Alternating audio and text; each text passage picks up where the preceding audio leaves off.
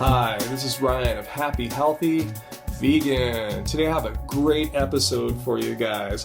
What is the best fuel for the human body? In this episode, I'm going to really look at athletic performance when you're pushing yourself. Is it sugar or is it fat?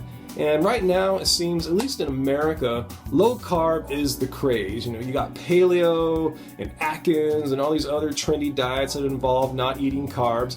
And strangely, or not so strangely, you have all these athletes that are into this, all these paleo athletes, low carb athletes. They think they're smashing it by not having sugars and just instead eating a bunch of fat and meat. And on the other hand, there's us fruity types, us vegan types, smashing down the carbs. And I always joked with people, like, some paleo friends, like, hey, you smash down some olive oil and I'm going to smash down some banana smoothie and see who wins. Well, someone has settled this for us, actually. BBC has a pretty recently released show, an episode, a documentary. This is called Sugar versus Fat. And it profiles, these guys are cool, I've seen them before. They're twin brothers, and they're both medical doctors. And they did this experiment for a month, eating exclusively high carb or low carb. Basically, one brother started eating like I do mainly. They didn't ever use the vegan word, but looking at the spread of food and listening to the nutritionist, I didn't hear any mentions of any meat. It's all a bunch of fruits, plant matter, and in fact, here's what his nutritionist said, particularly about eating fruit. And you can have some fruit and veg. Well, actually, you can have unlimited fruit and veg. It's designed to be very low fat, and it's a high carb, sugary diet. You heard that, guys? Unlimited fruit. She didn't say have one serving of fruit per day or something like that. No, he can eat all the fruit he wants. He can smash down the carbs. His brother, on the other hand, his twin, cannot eat any plant matter, can't eat any fruit of any sort. Here's what he has here. He has his diet is restricted to high fat. He's eating, as you see here, a bunch of meat, a bunch of eggs, chicken and fish and butter and all this fatty fat stuff. No carbs. Firstly, your girlfriend doesn't want to kiss you because you have bad breath. Constipation, yes, you're absolutely right. Alright guys, so now it gets really, really interesting. In our quest to figure out which macronutrient, sugar or fat, is the best fuel for the human body, particularly for athletics, we're going to put them, or they're going to put themselves through some athletic torture here. They haven't eaten for 12 hours, and they meet up with Team Sky's trainer, Nigel Mitchell. And Team Sky happens to be the team that won the Tour de France just last year in 2013. So he knows what he's talking about. Their methods work. So he puts them on the stationary trainers, gets them their blood flowing, does some measurements on them. But now it gets really interesting. Watch what happens. And what we're going to do now is we're going to race up the hill. So now we've got some food. So for Zandy, we've got butter, so it's one pat of butter, please. Okay, just one. Just one, and then I want you to take one in your pocket for eating on the way up. And then we've got a gel for you. And the same number of calories in the gel as the butter? Roughly, we've got the same number of calories in the gel of what we've got the butter, but the gel is sugar. There's nothing special about either the butter or the gel. They're basically fat and sugar. Okay, so it's not exactly like the experiment I envisioned where we give a high-fat person olive oil, but Nigel gave the high-fat twin butter. Just as good. Maybe worse. Who knows, huh? And as you saw, the high-carb brother in the blue jacket gets the sugar gels, which is common amongst endurance athletes. And now they're going to put them to the test. They're going to race up the hill and see who fares the better. So let's watch what happens. Just keeps getting further away, and I cannot make my legs go any faster. It's like I'm stuck in one gear. With my heart rate pumping at 200 beats per minute, I just managed to get to the top. So just looking at you two, you've got a big smile on your face. You won the King of the Mountains there, Chris. And Zandy, you've bonked out.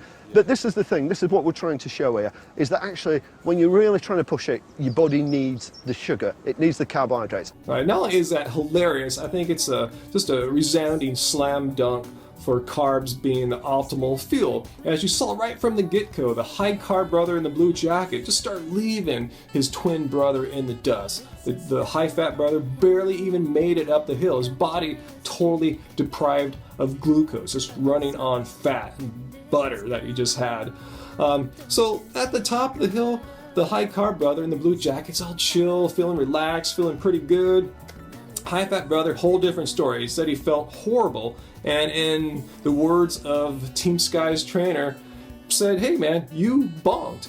your body had no carbs to get up that hill. And as the trainer said, this is why they carb their athletes up. You need carbs to push yourself athletically. Well, when your body's totally deprived of glucose, like the High Fat Brothers was, well, his body is still making sugar out of that fat, but it's not actually that efficient, and it's actually not that good for you. There's some pretty bad consequences. Listen to what happened. Completely deprived of glucose, our bodies have a dramatic way of making sugar. Protein, in the form of muscle, converts into amino acids, which are then turned into glucose, and that's pumped into the blood, raising blood sugar levels. So there's no question you can power your body without sugar, but there is a price to pay. Your blood sugar's going up has got to be coming from the protein. He's burning muscle to make sugar. He's burning muscle to make sugar now. I feel quite rubbish. Yeah. I mean, this is the last state you'd want one of your athletes to be in. If we'd got one of our riders and they were in your state in the Tour de France, then I'd be looking for a new job. So that's great. I love what the trainer says there. He would be fired if his athletes were somehow eating a high-fat diet and not having any sugars in their body to perform. They would lose. He would not be a Tour de France trainer anymore. And I think this speaks volumes. I mean, when you're at the highest levels, there's no room for kind of like doing some weird philosophical diet. Ooh, I want to avoid sugars. No, you'll lose. And if you lose, you're fired. You're gone. And this speaks volumes because you have all these like low-carb trainers like Vinnie Tortorich and Ben Greenfield who train and compete in ketosis. They don't eat sugars. So they're going to be in the same state as that red-jacketed twin brother there. And as they said, yeah, sure, you can go without sugar. You can make energy. You can actually make sugar from protein. But as he said, there's a price to pay for going without sugar. You burn through your muscle. And why in the heck would you want to burn muscle to make sugar, to prove some philosophical point? Just take sugar.